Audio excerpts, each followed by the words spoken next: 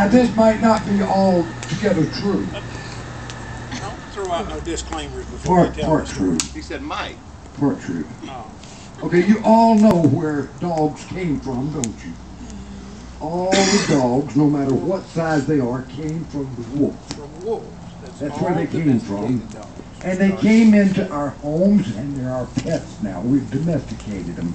And we've done some terrible things. They got dogs that are this long and that tall and this little. But in the beginning, they were all wolves. And here's how they came into our homes. Years and years and years ago, the people could talk to the animals. And animals could talk to the people. A lot of people didn't know that. Long time ago, the Indians were living here. And the Indian men were not much different than the men are today. And the women had to do all the work back then too. Same as today. That's a fact. What happens when they're going to move the teepee? The squaw takes it apart and assembles it, and they drag it to some other place. What does the man do while they're doing that? Nothing. Nothing. That's right. Now, Sits on his wigwam. the same as it is today.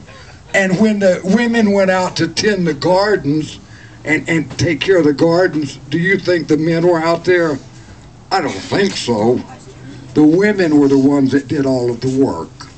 And that's the way it was back then. Now, the Indian women decided that they needed a helpmate, somebody to help them do the work. And here's how it happened. The best of my knowledge, the women looked around and they decided that these old men weren't going to do too much, and they surely needed help with the children and all the work they had to do. They had to carry the firewood and the water, and all the men would do is sit around and talk about the deer that got away or some big buffalo that almost ran over them. You know, same thing today.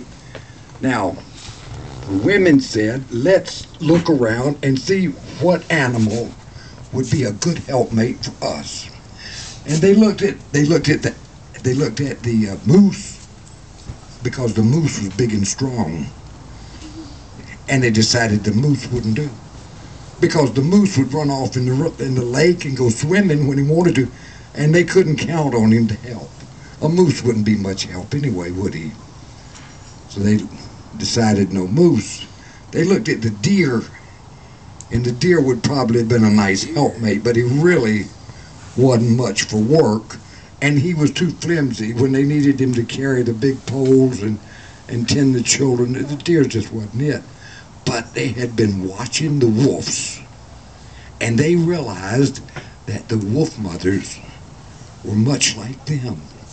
They cared very deeply for their children, and they took care of the baby wolves, and they were good mothers. So the Indian women, and people say that dogs are man's best friend, they just don't understand.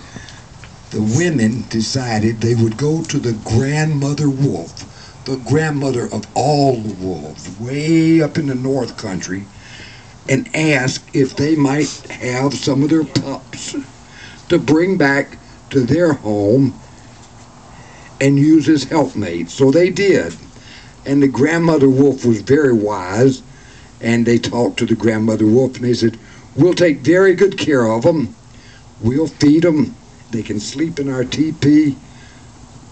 And the grandmother wolf and the Indian ladies decided this, that would be good, as long as the wolves understood that they could never, never, ever be like the humans, like the two-legged people. They would always be on four legs, and they'd be four-legged animals. So they agreed, and they brought a litter of them back, and they raised them. Now, I don't have to tell you that when you got a wolf watching your baby, you don't have to worry about many animals bothering your baby. That wolf is just not going to let it happen. And when they got ready to move the teepee, that wolf would just wag his tail. He was ready to help them. And that's the way the wolves came to be in with the people. But as time went on, even though they had been told that they were never ever to try to become like humans, they weren't humans. As time went on, one wolf told the other one, I like the way the Indians dance. I'd like to dance. And he's, no, don't go there. You know, we promised our grandmother we'd never try to be like the humans. We shouldn't be dancing. Humans dance. I said, yes, but I watch them dance around the fire, and they look like they're having so much fun. I said, no, just wash it right out of your mind. We're not going to do that. Well, a few weeks went by, and the subject came up again, and just like anything, once somebody mentions it, it's going to get going. Then another one said, I like the way the Indians sing. I think we could sing like Indians. So they started to sing like Indians. And they decided this. One night, the wolves decided, we'll meet in the forest and we'll have a dance and we'll sing like the Indians.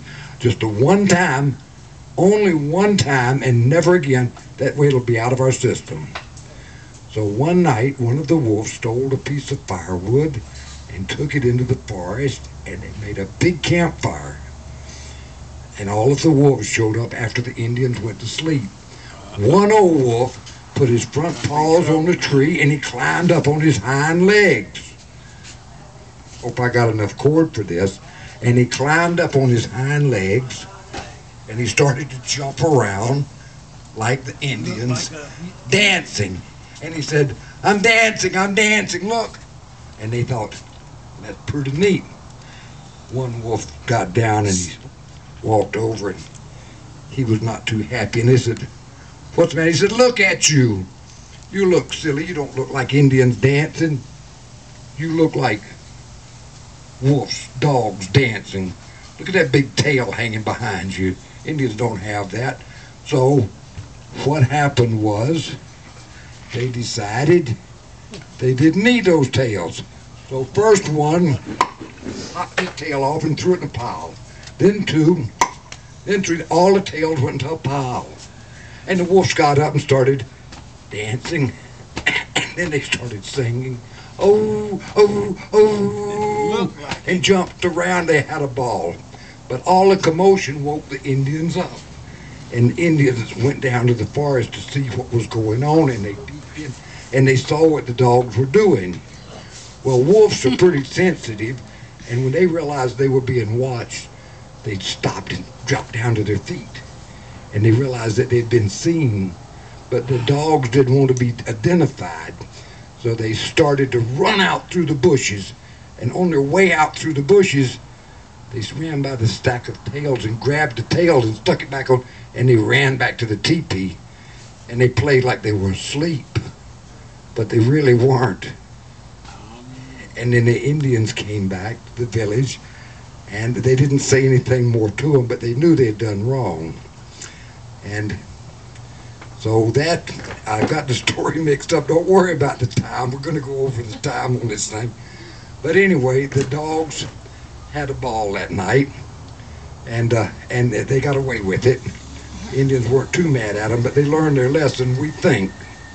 We're not sure. Because what happens today when you go into the house and your dog hasn't seen you in a long time? He tries to jump up on you, doesn't he? Well, if you watch him, he'll dance around on his hind feet. Maybe they really didn't learn their lesson. Huh? And I'm going to tell you something else you probably didn't know. Do you know why dogs run up to each other and sniff each other's tail? That's the first thing they do, isn't it? Why do they do that? Because long ago, they weren't sure who got the right tail. So they're trying to see who's got their tail. And to this very day, they still do that. God bless you. I hope we made